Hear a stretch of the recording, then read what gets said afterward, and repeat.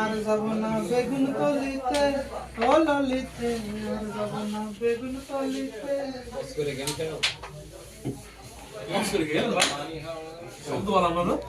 ও তাও আর নিলে ভাই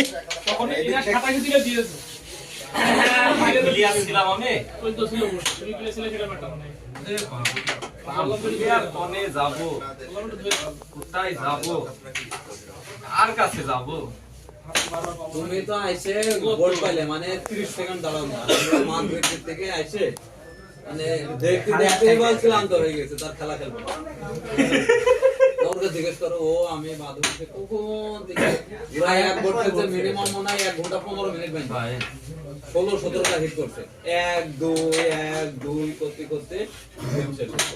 একটাই হাত পাইলে পাওয়া যেতে পারে,